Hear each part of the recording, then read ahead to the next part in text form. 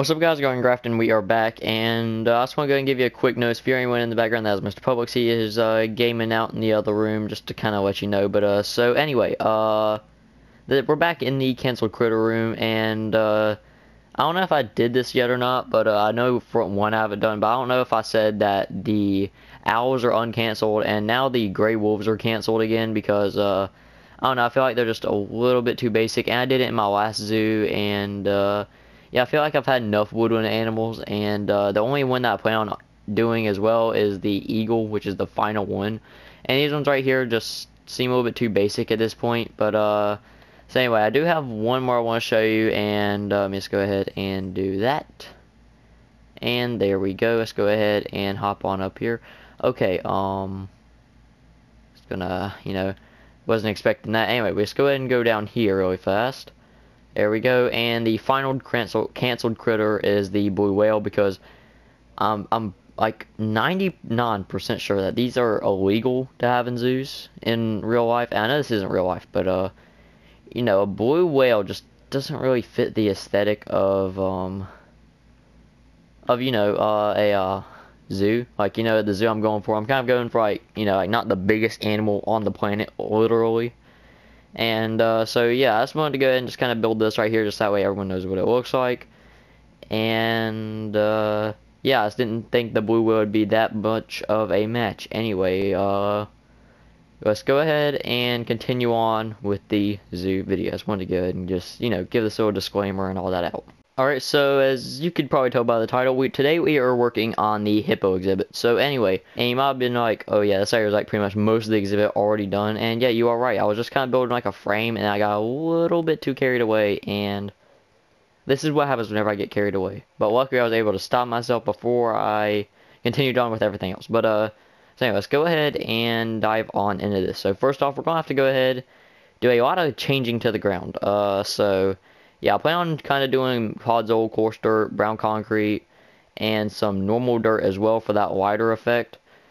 And yeah, let's go ahead and get all of these just kind of nice and spread out in here really fast. And yeah, we'll be right back. Alright, and after a little bit of hard work and temptation, I actually gotta get something back really fast, get that. Alright, but so anyway, yeah, look at this. I think this is pretty good. I must say, the podzol, I don't know about the podzol. I might end up taking it out, but I think it just adds a more muddy effect to it. It doesn't need to look exactly like the photo. And then for the water down here, I just kind of used clay with some, what is this, light gray terracotta, just to kind of help blend the clay and the coarse dirt together to make it blend better, I guess. I mean, whenever you look at it from like a higher view, it helps the grayish blue clay mix in better with the brown. And then just to kind of help it soak, I just use granite slabs and andesite slabs as well. And I think the effect it sells is pretty solid. Anyway, so Miss, like, if you're viewing it from here, yeah, that looks pretty solid. I would say that looks pretty solid. But so now we need to go ahead and get this waterfall right up and over here. So and that's pretty much where the waterfall is going to be at. And what I might do is just kind of do a little bit of this right out here. So that way it kind of looks like from above, it'll be less annoying because you'll see that the water is actually somewhat coming from somewhere. And then a little bit of this. Okay, that will not blend in with that, which makes it good. A little bit of that, and more of this, and more gravel right down here just to help it blend better. Okay, I made a mistake right there. There we go, and then there we go. That looks pretty nice, like that. And then I think I can just go ahead and add in the water right here.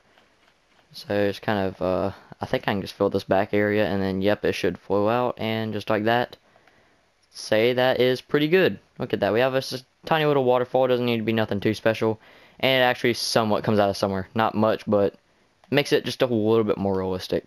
But so now we are done with the water. Don't really need that, and I do need to keep these to make more rocks, which is actually going to be the next stage. So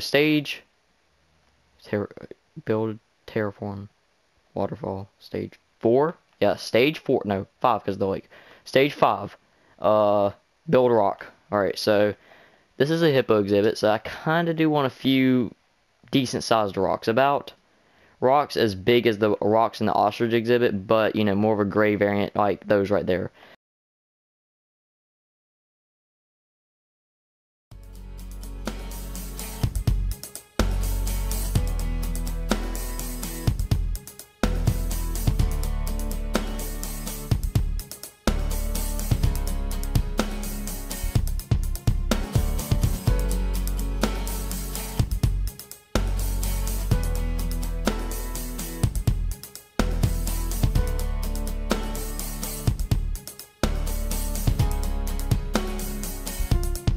Alright, so these right here are all the rocks around the thing, and I think it actually makes it look a little bit better, honestly. And then, I'm debating whether I should have a rock in the thing, because here's the thing, I don't even know if the hippos want to go into the water. And if they go into the water, I don't want it to block them, but if they don't go into the water, I want the water to look nice, because you know, like, some animals don't act how they should. Like, for example, I don't know, there's some sort of animal that, I can't remember exactly which one, but, it doesn't do exactly as I was planning it to do. I think it might have been the flamingos, but there was another one I thought, but I cannot think of it anymore. I think it's the crocodiles, because I don't think they swim, or they try their best not to, even though they technically should. I don't know, let me check them really fast. Yeah, like, see, none of them are in the water, even though real life, like, not crocodiles, but alligators would love to be swimming in the water.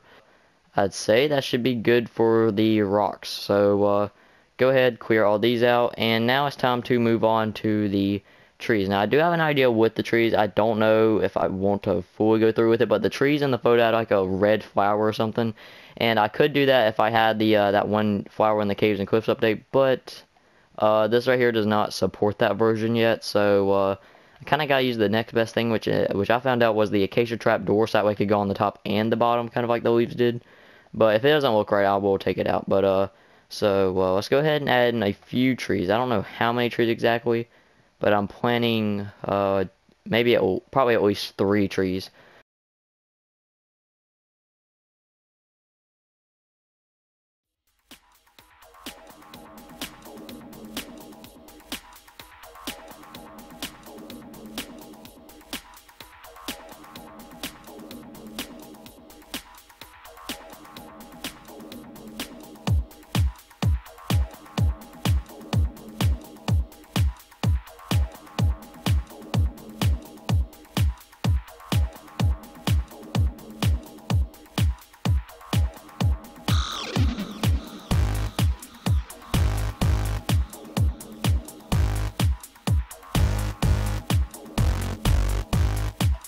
And I would say that is a pretty complete looking Savannah tree. So there we go, we got 3 Savannah trees, and let's just kind of see this right here really fast.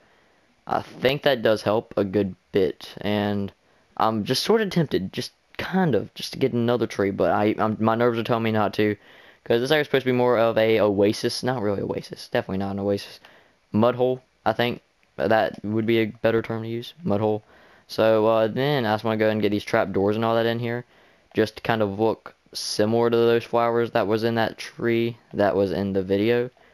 And I just want to see how good this looks. If it doesn't look that good, I will just take it out, but I'm just kind of wanting to see what it will look like if I do this. But it's kind of like stand back a little bit, and actually,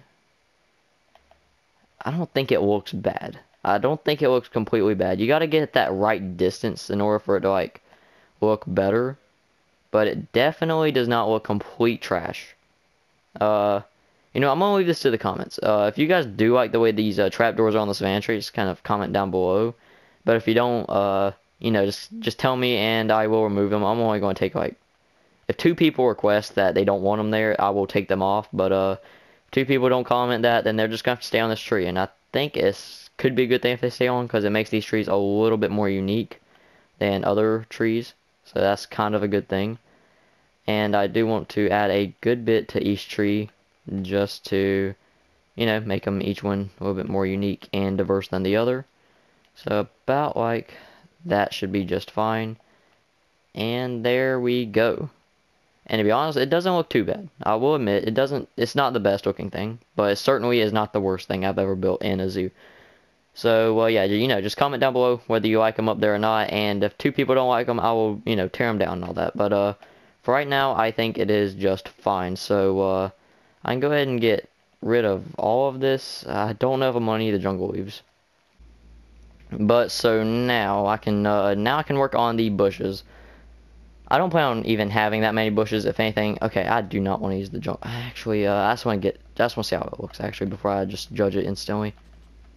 Actually, I do like that combination. I'm gonna keep it.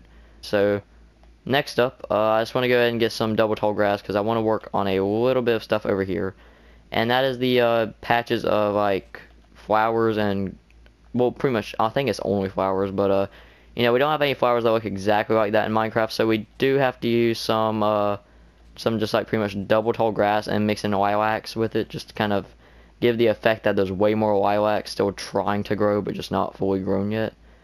And there we go, and I think that does look pretty nice, if I do say so myself. And I do not believe I'm going to be needing these anymore.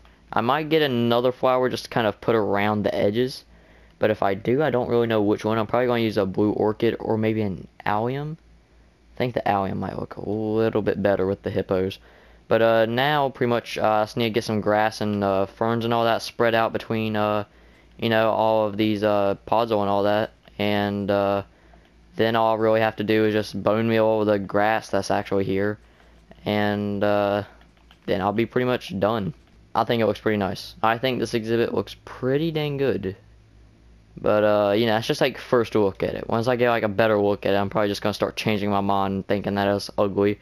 But let's go ahead and get some hippos. So we're gonna definitely want enough for around about a pod. So okay, I thought it might have like detected something. It was like going for it. But okay, do they go for the water? I don't think they do. But that's one. There's two.